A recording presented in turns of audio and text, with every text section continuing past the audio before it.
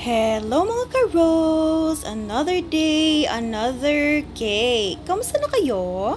For today's video, gagawa tayo ng cartoon character na cake. Naku, kaway-kaway naman ang mga 90s kids dyan dahil panigurado kilalang kilala nyo itong character na ito. Kung kilala nyo ito, dapat ito ng anak ninyo. Pero kung single ka pa rin, nako, mag-isip-isip ka na, nawawala na tayo sa kalendaryo. Charot-charot lang.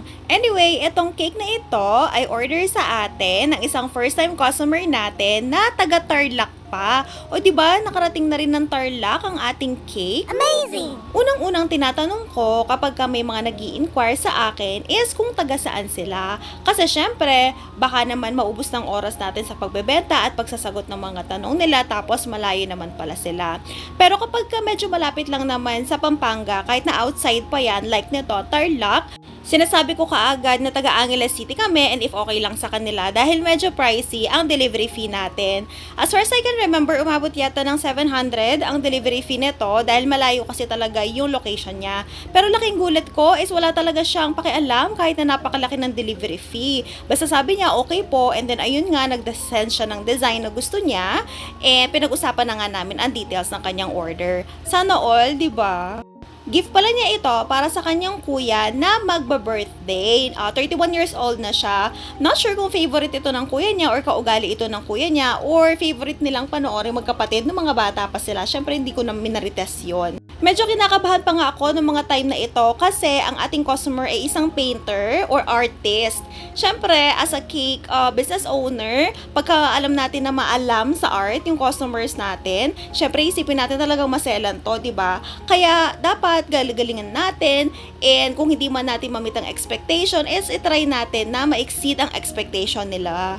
Sa sinanda-design sa akin ni customer, merong mga 3D characters na tao, which is yung cartoon character.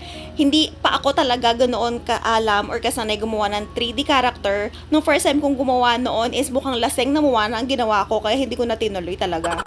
Pero syempre, dahil bida-bida na naman tayo, ayan, in-accept natin yung 3D na topper ng cake na ito. Pero nag-set pa rin ako ng expectation kay customer na hindi siya as is gayang-gaya dahil hindi pa talaga ako sanay gumawa ng 3D na fondant topper. Pero of course, we will still make sure na magpaprovide tayo ng best quality ng design ng cake. So, umuha naman si customer and ayun na nga, pinush na natin ito. Napaka-cute kasi talaga nitong cake na to. Kasi yung design niya, nakakabata. Kasi syempre, di ba, itong dating pinapanood mo lang. Tapos ngayon ginagawa ko na, ay naku naman talaga. Amazing! Ang flavor pala ng cake na ito, kung napansin nyo kanina, is red velvet with cream cheese filling. And syempre, ang pangmalakasang ACC whipping cream ang gamit natin sa icing natin. Kinulayan ko lang ng super konting color yellow na peyotraco, yung up and down na part niya, and ginawa ko siyang parang ombre. And ito na nga, nilalagay na natin yung unang topper natin, which is yung 2D topper ng ating cartoon character.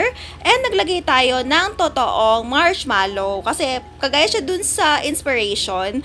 Kaya instead of fondant ang nilagay ko, yung totoong marshmallow na lang para vongga, di ba? Pero in fairness, medyo nahirapan ako naghanap ng colorful na marshmallow, ha? Hindi ko lang, parang hindi na yata siya ganun ka-trend sa mga bata ngayon. Puro parang color white na lang yung mga binibenta nila. Pero at least, nakakahanap naman tayo. And then, ayan, nilalagay na natin yung ibang details. Hindi pa nakuhaan sa video yung part na nilagay natin yung 3D. Pero mamayang konti makikita nyo naman yung itsura niya.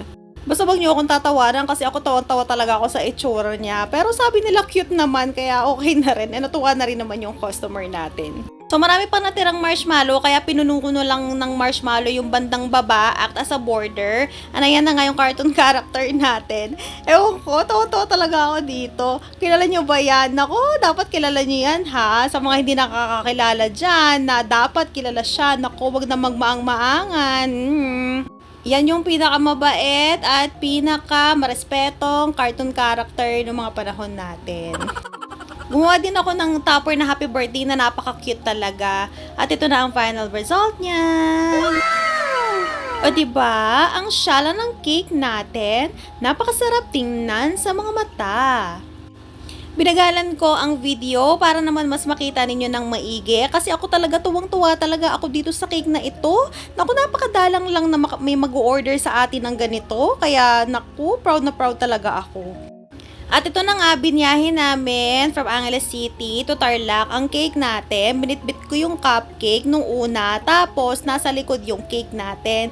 Kaso, ewan ko dito sa asawa ko, hindi siya confident, baka daw masira or tumalon yung cake natin. Pero confident naman ako, pero syempre, kailangan natin siya sundan kasi nga naman baka masira. So, ayun, for the bit-bit naman tayo ng cake natin para siguradong hindi siya masisira. Kasi sabi ng asawa ko, ano daw, medyo malubak daw yung daanan papunta dun sa lugar. Kaya, yan, syempre, dapat makinig tayo. Kaya nung time na bitbit ko yung cake, hindi na ako nakapag-video, syempre. At ito na nga, nakarating na rin tayo sa wakas, sa bahay ng ating customer. Hindi ko na sila masyadong binidyohan kasi, syempre, baka ayaw nila, 'di ba? Anyway, that's it for today. See you on our next video. Bye!